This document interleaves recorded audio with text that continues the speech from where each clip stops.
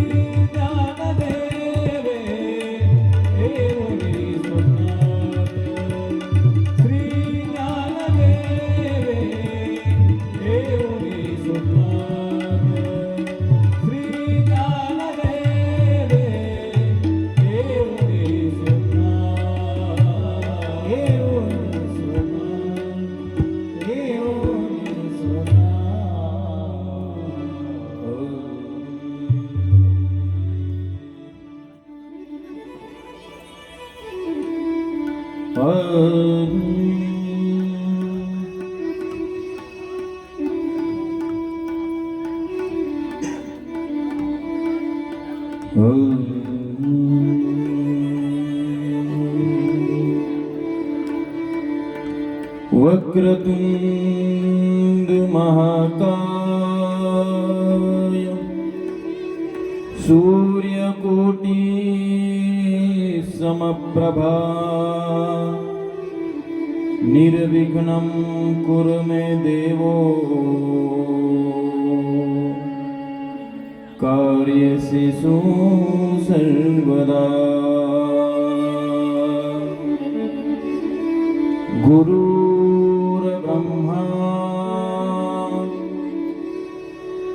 गुरुर्ब्रह्मा गुरुर्विष्णु गुरुर्देवो महेश्वरः गुरुर्साक्षात् परब्रह्म तस्मै श्री गुरवे नमः।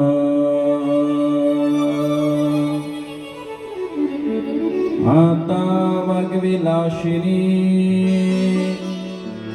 चातुर्य अर्थकला कामिनी ते शारदे विश्वमोहिनी निमिले या सच्चिदानंद रूपाय विश्वोत्पत्त्यादिहेतवे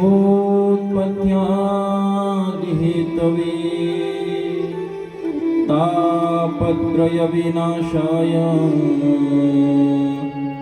श्रीकृष्णाय नमः श्रीकृष्णाय नमः श्रीकृष्णाय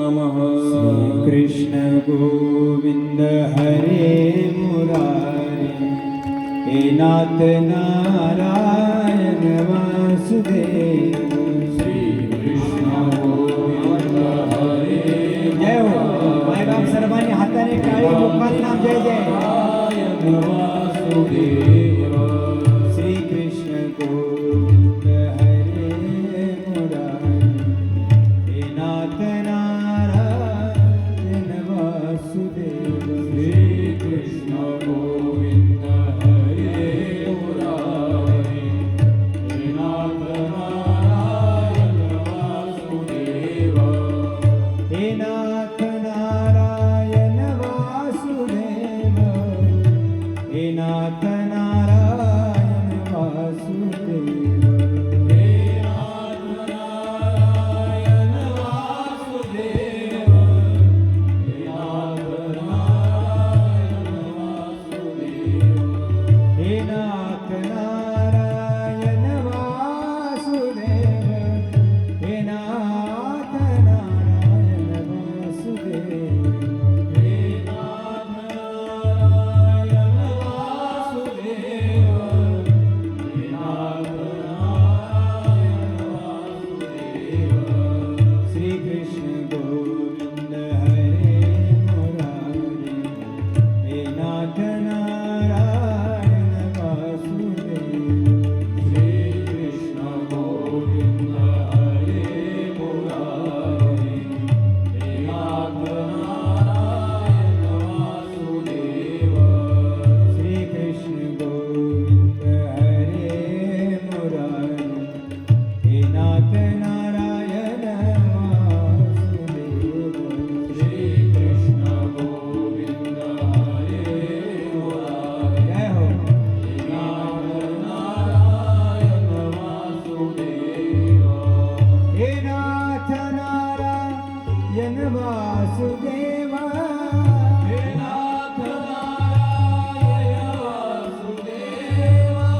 हे नाथ नारायण वासुदेव हे नाथ नारायण वासुदेव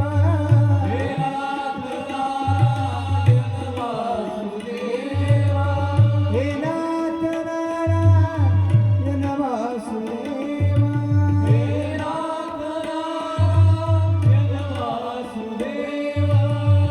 हे नाथ नारायण वासुदेव हे नाथ नारायण वासुदेव हे नाथ नारायण वासुदेव हे नाथ नारायण वासुदेव हे नाथ नारायण वासुदेव हे नाथ नारायण वासुदेव श्री कृष्ण गोविंद हरे मुरारी हे नाथ नारायण वासुदेव श्रीकृष्ण गोविंद हरे मुरारी हे नाथ नारायण वासुदेव श्री कृष्ण गोविंद हरे मुरारी हे नाथ नारायण वासुदेव श्रीकृष्ण गोविंद हरे मुरारी हे नाथ नारायण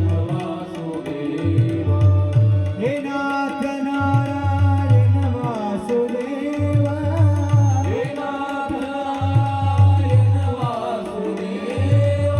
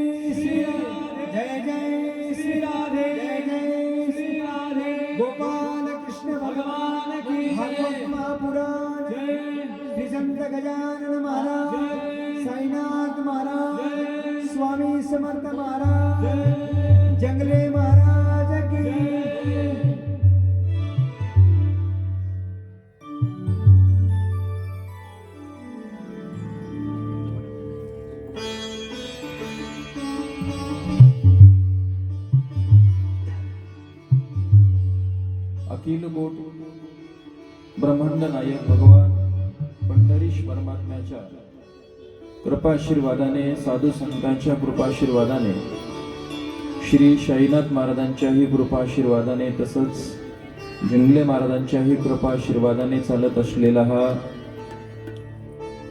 8 दिवसीय अखंड हरिनाम सप्ताह आणि त्या 8 दिवसीय अखंड हरिनाम सप्ताहामध्ये श्री व्यास मुखारविंदई प्रगट झालेली ही श्रीमद भागवत कथा आपण श्रवण करत आहात. आज कथेचा 6वा दिवस आहे.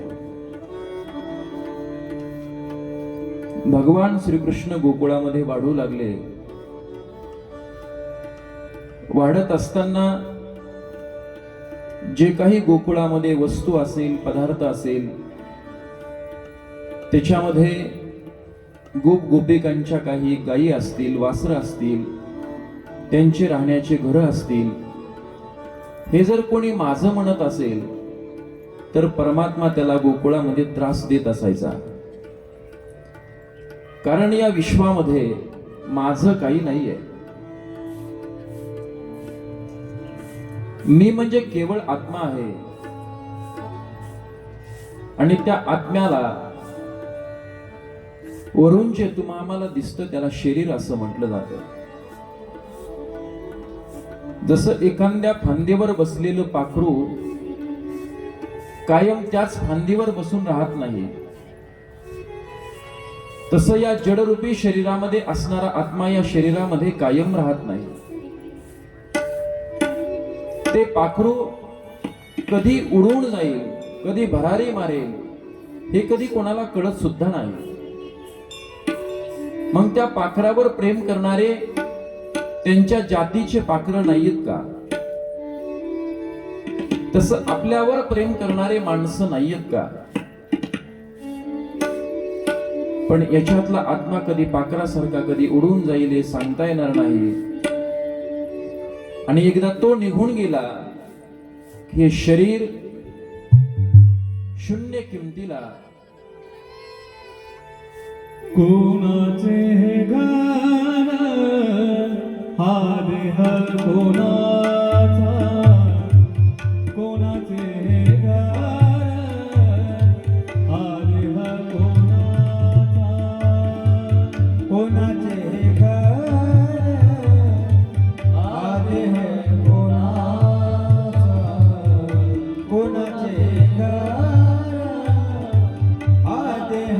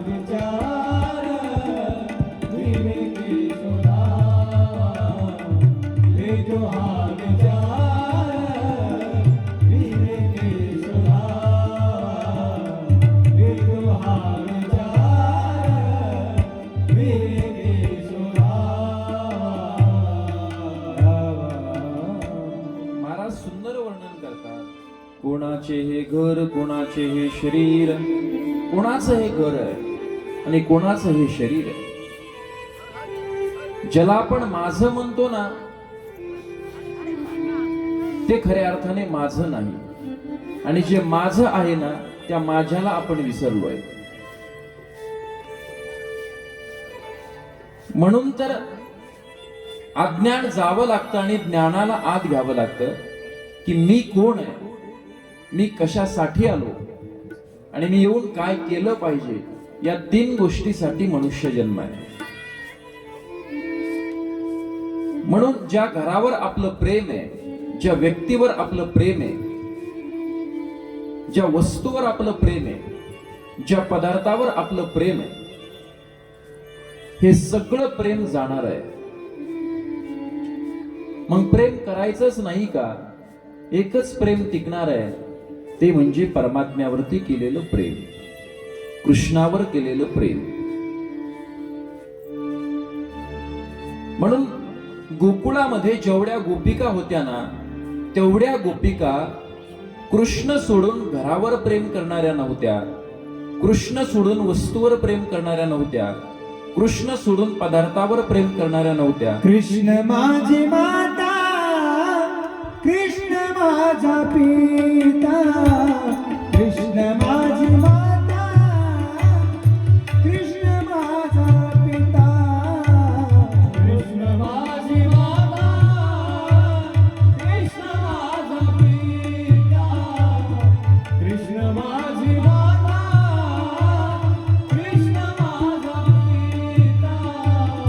बहीण बंधू चुलता, कृष्ण माझा, बहीण बंधू चुलता, कृष्ण माझा, कृष्ण माझे गुरु, कृष्ण माझे दारू, कृष्ण माझे गुरु, कृष्ण माझे दारू, कृष्ण माझे गुरु, कृष्ण माझे दारू, कृष्ण माझे गुरु, कृष्ण माझे दारू, कृष्ण माझे गुरु, कृष्ण माझे दारू.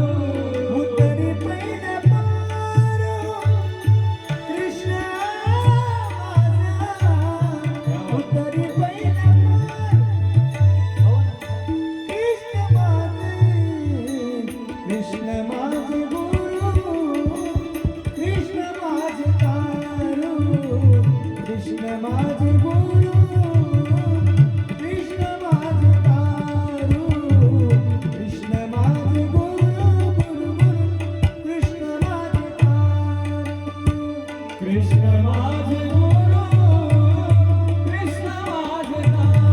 कृष्णाय वासुदेवाय, हरये परमात्मा, कृष्ण माझे गुरु, गोविंदाय नमो,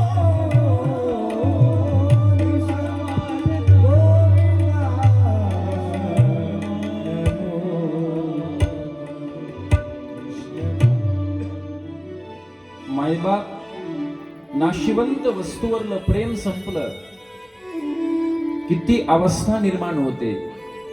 कृष्ण माझी माता, कृष्ण माझा पिता, बहीण बंधू चुलता, कृष्ण माझा, कृष्ण माझे गुरु, कृष्ण माझे तारो, उतर पहिले पारो, कृष्ण माझा.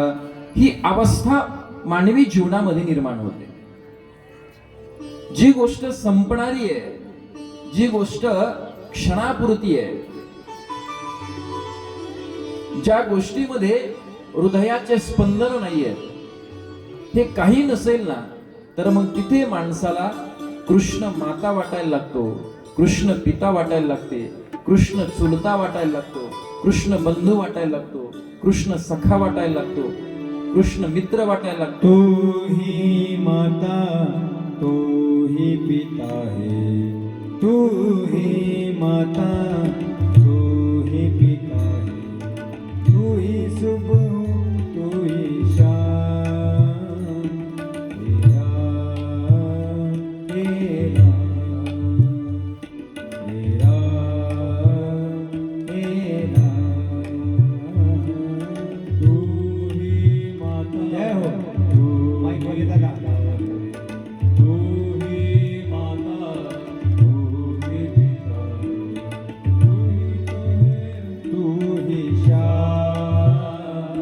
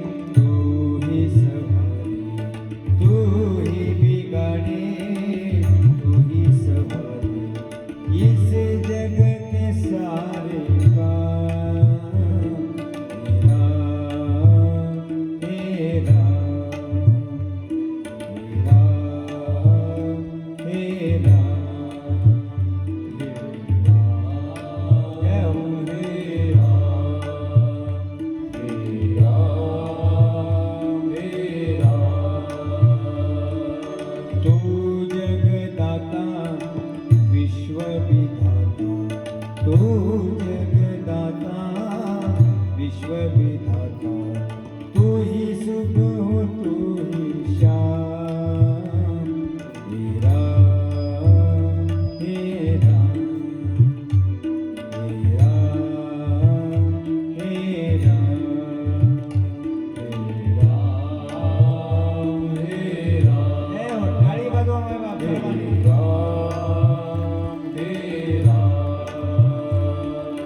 तू ही माता तू ही पिता तू ही माता तू ही पिता तू ही सुख हो तू ही श्याम हे राम हे राम हे राम हे राम हे राम हे राम हे राम हे राम.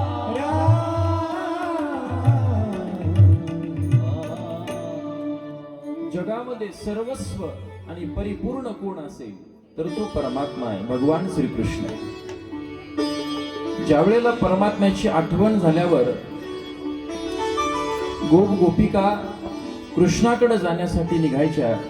त्याच्यामध्ये काही वृद्ध गोपी असायच्या, काही मध्यमवर्गीय असायच्या आणि काही छोट्या छोट्याही असायच्या. जवळ परमात्म्याच्या गेल्यावर कृष्ण विचारत असायचा, अरे तुम्हाला आईची आठवण येत नाही, बाबाची आठवण येत नाही? मग त्या म्हणायच्या, हे कृष्णा, तूच आमची आई आहेस आणि तूच आमचे बाबा आहेत, तूच आमचं सर्वस्व आहेस.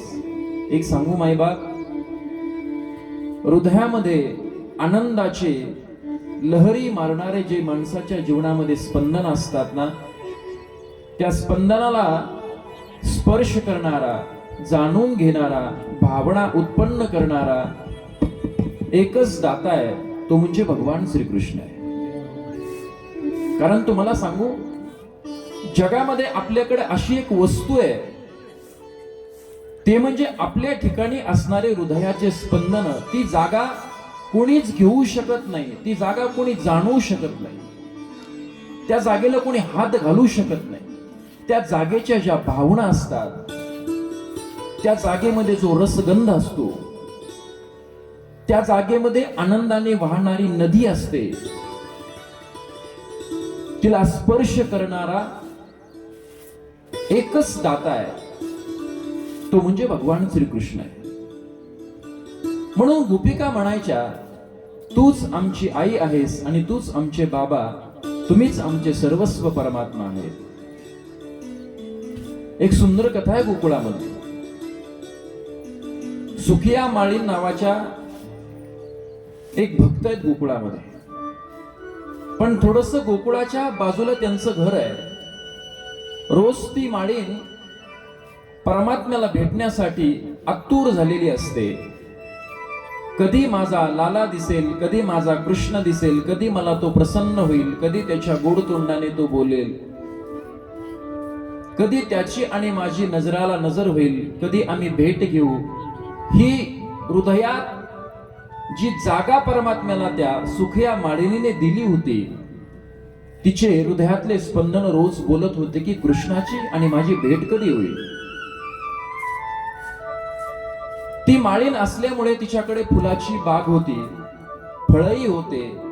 म्हणून ते फुलं आणि ते फळं ते एका सुंदर कुटीमध्ये लादून द्यायची आणि डोक्यावर घेऊन विक्री करण्यासाठी गोकुळातल्या काही गल्लीमध्ये जायची. उदरनिर्वाह त्या फुलावर आणि फळावर ती करत असताना तिच्या मनामध्ये तिच्या काही भावना असतील, काही स्वतःच्या काही प्रतिभावना असतील की हा कृष्ण माझ्याकडे फूल नेण्यासाठी कधी येईल, हा कृष्ण माझ्याकडे फळ नेण्यासाठी कधी येईल. ही जी भावना होती त्या सखीच्या अंतःकरणामध्ये, त्या माळिनीच्या अंतःकरणामध्ये. पण असं कधी होत नसायचं. ती जायची, फुलं इकायची, फळं इकायची, पण परमात्मा काय तिच्याकडे ही वस्तू विक्री करता कधी जात नसायचे. माझा लाला कधी येईल, कधी मागेल मला ते फूल आणि फळ, ही भावना तिच्या अंतःकरणामध्ये रोज रुजत होती. मी तुम्हाला काय सांगतोय कळतंय ना, की माणसाच्या जीवनामध्ये काही हृदयाचे स्पंदन असतात. त्या स्पंदनाची भावना या जगात कोणी जाणू शकत नाही. कधी कधी त्या स्पंदनामध्ये दुःख दडलेलं असतं, तर त्या स्पंदनामध्ये कधी कधी सुख दडलेलं असतं. कोणी सहज त्या स्पंदनाला दुखवलेलं असतं, तर कोणी कोणी त्या स्पंदनाला सहज प्रेम दिलेलं असतं. ज्यावेळेला त्या स्पंदनाला प्रेम भेटतं ना, त्यावेळेस मनुष्य आनंदित दिसतो, आणि ज्यावेळेस त्या हृदयाच्या स्पंदनाला दुःख मिळतं ना, त्यावेळेस मनुष्य दुःखी दिसतो. पण आज एक स्पंदन त्या माळिनीचे दुःखाच्या आणि सुखाच्या पलीकडे गेले. तिला फक्त एकच वाटत होतं की माझा लाला कधी येईल, माझा कृष्ण कधी येईल, आणि कधी म्हणेल, हे सखे तुझ्या टोपलीत असणारे 2 फुलं मला देशील, तुझ्या टोपलीत असणारे फळं मला देशील. ही तिच्या अंतःकरणातली भावना. पण असं कधी होत नसायचं. ती रोज जायची यायची. पण एक दिवस ती फूल आणि फळं घेऊन त्या गोकुळामध्ये गेली. गोकुळात गेल्यावर एक ऋषी तिथे आले होते. ऋषीला विचारलं, आपण परमात्म्याला जाणतायत कृष्णाला? हो, जाणतो ना. मला त्या कृष्णाशी भेटायचंय, मला त्या कृष्णाशी बोलायचंय, मला त्या कृष्णाशी चर्चा करायची. पण काय हो, इतक्या दिवसापासून मी गोकुळात येते, पण कृष्ण माझ्याकडे येत नाही. नेमकी माझी साधना कुठे रुकली असेल का? मी काही साधना करीत नसेल का? ऋषी, तुम्हाला सांगू का, जसं छोटस हरिण असतं ना, जसं ते चिमुकल्या पायाने हरणीच्या मागे पळतं ना, जेवढं हरणाचं पिल्लू हरणीवर जेवढं प्रेम करतं ना, तेवढी सखी बोलते, माळीन बोलते, मी तेवढं लालावर आणि कृष्णावर प्रेम करते. पण सांगू, त्या कळपामध्ये हरिण मागे पळत असताना त्याची आई मागे डोकून पाहते पिलाकडं, की माझं पिलू कुठे आहे, माझं वासरू कुठे आहे, माझं बाळ कुठे आहे. मग मी बाळ म्हणून त्याच्याकडे पाहते, आई म्हणून पाहते, पण आई म्हणून कृष्ण माझ्याकडे का पाहत नसेल? ही जी भावना होती ना, हे बोलणं सगळं हृदयाच्या स्पंदनातून बाहेर येत होतं.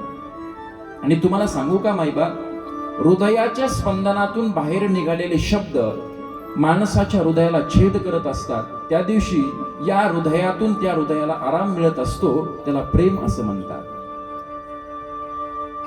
जाणत होता कृष्ण, मग काय करू? त्यांनी सांगितलं, परमात्मा भेटावा असं वाटत असेल ना, तुम्ही या फुलाची कुटी आणत असताना, ते फळं त्या कुटीमध्ये घेऊन येत असताना, रोज दिन प्रतिदिन तुम्ही 21,000 वेळेला जप करा, कृष्ण कृष्ण म्हणा. तो परमात्मा तुमच्याकडे आल्याशिवाय राहणार नाही. म्हणून ती सखी, ती माळीन जप करायला लागते, तरीही परमात्मा येत नाही. ते ऋषी परत भेटतात. काय करावं परमात्म्याला भेटण्यासाठी? ते सांगतात, एक काम करा, 108 वेळा नंद बाबाच्या वाड्याला प्रदक्षिणा घाला, आणि प्रदक्षिणा घातल्यावर तो परमात्मा तुम्हाला भेटेल. महाराजींनी फुल आणि फळ त्या कुटीत नेले, विकणंच बंद केलं, आणि ती फळाची कुटी नंद बाबाच्या वाड्याच्या दाराच्या समोर मांडली, आणि वेड्यासारखं ती कृष्णाला भेटण्यासाठी नंद बाबाच्या वाड्याला प्रदक्षिणा घालायला लागली. 1 झाली, 2 झाल्या, 3, 4, 5, 11, 21, 51, 108 वेळा प्रदक्षिणा झाल्या. आणि प्रदक्षिणा झाल्याच्या नंतर माझा परमात्मा डोक्यावर मोराचा पीस आहे, मकर कुंडल परिधान केलेले आहे, समचरण सरोजम सांद्र निलाबुधावम जगनहित पाणी मंडनम मंडनाना तरुण तुलसी माला कंदनम कंज नेत्रम सदैधव रहासम विठ्ठलम चिंतयामी. इतका सुंदर परमात्मा शृंगार करून बाबाच्या वाड्याच्या बाहेर पडताना त्या सुखिया माळिनीने पाहिले. पाहिल्याबरोबर कोणताच परमात्म्याने विचार केला नाही. तिने टोपली उचलली महाराजी आणि डोक्यावर ठेवली. डोक्यावर ठेवल्यावर परमात्म्याचा हात पुरत नव्हता, म्हणून तिने थोडीशी खाली घेतली आणि फुलाच्या कुटीमध्ये परमात्म्याने हात घातला, तर पहिलं फळ लागलं. परमात्मा फळ घेऊ लागला. सखी म्हणते, कृष्णा, हे फळ मी असे नाही आणले, त्याला विकत घ्यावे लागतात. मी माळीन आहे, माझा उदरनिर्वाह त्याच्यावर आहे. घरात जाऊन आईकडून काही आणावं धान्य त्याच्या मोबदल्यात. मोबदल्यात आणावं म्हटल्याच्या नंतर महाराज तसंच फळ त्या टोपलीमध्ये टाकलं, आणि टाकून परमात्मा घरामध्ये जाऊन काही तांदूळ चिमूटभर आणले आणि तिच्या टोपलीमध्ये टाकून दिले. टाकून दिलं. पुन्हाही ते फळ उचललं आणि परमात्मा खाऊ लागला. खात असताना सखीचं प्रेम आणि परमात्म्याच्या प्रेमाचा दोरा एक झाला आणि त्या प्रेमाने जे फळ चाकलं परमात्म्याने, तेच परमात्मा चिमुकल्या हाताने त्या सखीच्या मुखाकडे फळ लावतो. त्यावेळेस ती सखी माळीन त्या फळाचा स्वाद घेते, गंध घेते. सांगू तुम्हाला थोडस पडून, ज्या दिवशी भक्ताने केलेली भक्ती आणि तिच्यात परमात्म्याने ओतलेलं प्रेम ज्या दिवशी एक होतं ना, त्याला काला असं म्हणतात. त्याचं वर्णन आपण काल्या दिवशी करूया, काल्याच्या कीर्तनात करूया. काला कशाला म्हणावं? भक्ती आणि प्रेम ज्या दिवशी एक होईल त्याला काला असं म्हणतात. आता सखीची भक्ती आणि परमात्म्याने भक्तीत ओतलेलं प्रेम एक झालं तर महाराज कोण कोणाच्या मुखातलं फळ खातं हे कळत नव्हतं. त्यांच्या प्रेमाने विव्हळ झालेली ती सखी नुसती कृष्णाकडे पाहू लागली आणि कृष्णाकडे पाहत असताना तिच्या नेत्रातून दोन दोन धारा पाण्याचे येऊ लागल्या. अंगाला घाम सुटलेला आहे. ती फुलं त्या कृष्णाच्या अंगावरती फेकू लागली. कृष्ण त्या फुलाच्या नादामध्ये नाचू लागला, फळ खात होता. खात असताना नमस्कार केला. सखीने टोपली उचलली आणि ते चिमूटभर तांदूळ घेऊन जात असताना पुन्हा एकदा मागे वळून पाहिलं तर तो नंदलाल पुन्हा दिसू लागला. पुन्हा वापस आली. वापस आल्यावर सांगते, कृष्णा काहीच नाही रे, तुला पाहण्याचे जे स्वप्न माझे आतापर्यंतचे होते ना ते माझे पूर्ण झाले. सांगू तुला, माझ्या हृदयामध्ये जे स्पंदन होते ना कृष्णा, ते रोज तुझी वाट पाहत होते. रोज ते स्पंदन माझ्याशी बोलत होते की सखे, एक दिवस तुझ्याकडे लाला येईल, एक दिवस कृष्ण तुझ्याकडे येईल, तो तुला बोलेल. परमात्मा तू मला बोललास, तू माझ्याशी चर्चा केलीस, तू किती सुंदर आहे, माझ्या नेत्राने मी तुला पाहिलंय, पण कृष्णा स्पर्शाचं सुख नाही मला तू दिलंस. म्हणून एक काम करणार आला, काहीच नाही बघ, तुझा कोमल हात माझ्या एकदा हातात दे ना. सखी बोलल्याबरोबर माझा कृष्ण स्वतःची करंगळी सखीच्या बोटात ज्यावेळेला ओवतात ना, त्यावेळेला सखीला ब्रह्मानंद प्राप्त होतो. या आनंद पुन्हा या जगात मला कुठे मिळणार नाही. त्या ब्रह्मानंदाने सखी झुलून जाते. माझं घर कुठे आहे, माझी परिस्थिती काय आहे, माझं घर कोणतं आहे, माझं दार कोणतं आहे, मी कुठे आले, सगळं विसरून ती सखी गेली. टोपली उचलली आणि परत घराकडे निघाली. महाराजजी टोपली खाली टेकल्याच्या नंतर मुठभर जे परमात्म्याने दिलं होतं ना, त्या सगळ्या मोहरा झाल्या आणि माझ्या सखीची परिस्थिती सगळी बदलून गेली. जी माळीण होती ना, तिच्या मागचा त्रास सगळा संपून गेला. काय हो या कथेच्या मागचा भाव? सुंदर भाव आहे कथेच्या मागचा. हे राजन परीक्षिती सुखाचार्य सांगतात, या कथेमागचा एकच भाव आहे. ज्या दिवशी तुम्ही त्या परमात्म्याची वाट बघता, तुमच्या हृदयामध्ये असणारी जी एक जागा आहे ती वाट बघेल ना, या हृदयाच्या जागेत माझा लाला कधी बसेल, कधी बसेल, त्या आसनावर त्या पाटावर कधी बसेल आणि आत बसणाऱ्या प्रभूची मी मनोमनी कशी पूजा करेल. आणि तो प्रभू बसल्यावर ज्या दिवशी पूजा होईल ना, त्या दिवशी तुम्हाला ब्रह्मानंद प्राप्त होईल. आणि ब्रह्मानंद प्राप्त झाल्यावर अहम ब्रह्मस्मी तत्वाचा साक्षात्कार एकदा झाला की माणसाला सगळीकडे मग नुसता देवच दिसायला लागतो.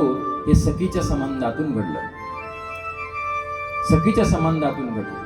मग हे सगळं कारणीभूत कशाला आहे हो? जे जे दृष्टी दिसे ते ते हरी रूप, जे जे दृष्टी दिसे ते ते हरी रूप, जे जे दृष्टी दिसे हरी रूप, जे जे दृष्टी दिसे ते ते हरी रूप, जे जे दृष्टी दिसे ते ते हरी रूप. चार वाढवा आपल्याची. जे जे दृष्टी दिसे ते ते हरी रूप, जे जे दृष्टी दिसे ते ते हरी रूप, जे जे दृष्टी दिसे ते ते हरी रूप. पूजा ध्यान जप त्यासी नाही, पूजा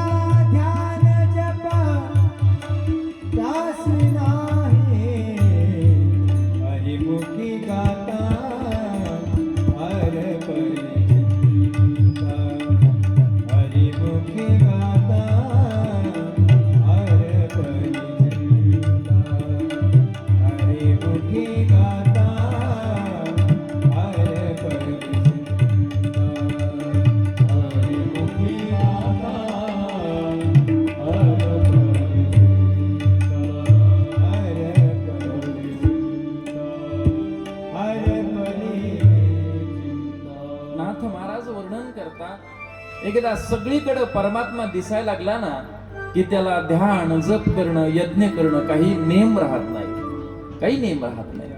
बस त्यांनी नुसतं पाहिलं तरी भक्ती आहे, त्यांनी बोललं तरी भक्ती आहे, कर्म केले तरी भक्ती आहे, भोजन केलं तरी भक्ती आहे, नुसतं प्रेमाने बोललं तरी भक्ती आहे, जय हो. सांगू बोलू क्रोधाने बोललं तरी त्याची क्रोधात रूपांतर भक्ती होते. एकदा ब्रह्मरूप सगळं झालं की मग त्याला सगळीकडे भक्ती वाटायला लागते, भक्ती वाटायला लागते. पण मी तुम्हाला एक एक शब्द पुन्हा पुन्हा बोलतोय. का बोलतोय? प्रत्येकाला परमात्म्याने एक जागा दिली आहे, ते म्हणजे आपल्या हृदयाचे स्पंदन. तिथे काही भावना आहे आणि त्या हृदयाच्या स्पंदनामध्ये ज्या काही भावना असतील, ज्या काही कल्पना असतील, जे काही दडलेलं असेल, त्या हृदयाच्या स्पंदनातून बाहेर निघत असताना कधी आनंदाचं निघेल तर कधी दुःखाचं निघेल. बरोबर आहे? पण इथे गोकुळ हे आनंदाच्या म्हणजे सुखाच्या आणि दुःखाच्या पलीकडे आहे, जिथे सुखही संपलेलं आहे आणि दुःखही संपलेलं आहे. ही जागा जर परफेक्ट करायची असेल तर कृष्णाला त्या आसनावर बसावं लागतं, तेव्हा तिथे नुसता परमानंद प्राप्त होत असतो. आता भगवान श्रीकृष्ण हळूहळू मोठे होऊ लागले, 5 वर्षाचे झाले. एक दिवशी त्यांना असं वाटलं आपण वृंदावनामध्ये जावं, ही इच्छा झाली. म्हणून त्यांनी स्वतःच्या आईला प्रश्न विचारला, आई मी थोडंसं आता गोकुळ सोडून थोडंसं बाहेर जाऊ? आई म्हणते, बाळा थांब, तुला उद्या सांगेल. दुसऱ्या दिवशी सकाळी माता यशोदा शांडिल्य ऋषीकडे जाते, मुहूर्त चांगलं काढते आणि मुहूर्त काढल्यावर सांगते माझ्या कृष्णाला आता शाळेत टाकायचंय. पूर्वीची शाळा म्हणजे गायी चारायला जाणं, वासरांच्या मागे धावणं, वासरांच्या मागे जाणं, ही शाळा असायची. आई मी जाऊ? विचारलं, मुहूर्त काढलं आणि त्या मुहूर्तावर यमुनेच्या काठी खेळ खेळण्यासाठी, तिथे काही रास लीला करण्यासाठी, तिथे प्रेम वाटण्यासाठी आणि भक्ताचं प्रेम घेण्यासाठी परमात्मा गोप गोपिकांना घेऊन त्याला जायचं होतं. म्हणून आईची परवानगी काढतो. शांडिल्य ऋषींनी मुहूर्त काढल्यावर परमात्मा गोकुळ सोडतात आणि गायी चारण्यासाठी निघतात. छोटी छोटी गैया छोटे छोटे बाल, छोटी छोटी गैया छोटे छोटे बाल, छोटो सो नन्नो सो प्यारो सो मेरो मदन गोपाल, छोटो सो मेरो मदन गोपाल. छोटी छोटी गैया छोटे छोटे बाल, छोटो सो प्यारो सो नन्नो सो मेरो मदन गोपाल, छोटो सो प्यारो सो नन्नो सो मेरो मदन गोपाल. छोटी छोटी गैया छोटे छोटे बाल, छोटे छोटे छोटी छोटी गैया छोटे छोटे बाल, छोटो सो मेरो मदन गोपाल, छोटो सो मेरो मदन गोपाल, सो मेरो मदन गोपाल.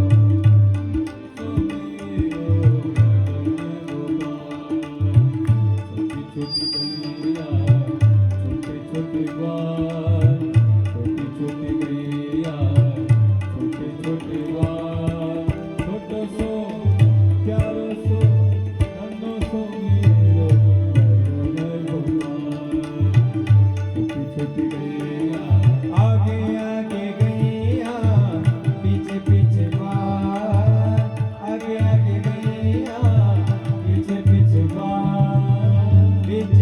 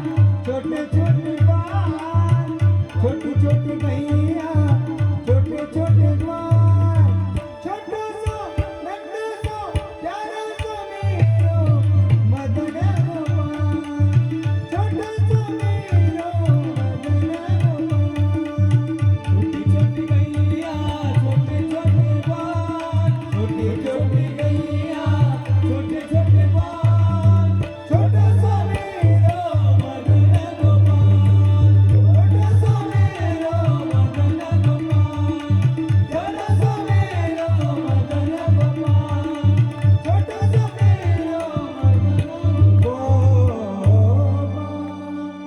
जय जय श्री राम जय जय श्री राम जय जय श्री राम गोपाल कृष्ण भगवान की गजानन महाराज साईनाथ महाराज की स्वामी समर्थ महाराज की जंगले महाराज की बोलो रे भाई सब संतन की आईला विचारल्याच्या नंतर परमात्मा किती छोटा असेल विचार करा ना. 5-7 वर्षाचं बाळ आहे. आईला विचारतात, आई मी जाऊ यमुनेच्या काठेवर. आई शांडिल्य ऋषीकडून परवानगी काढते, मुहूर्त काढते आणि मुहूर्त काढल्यावर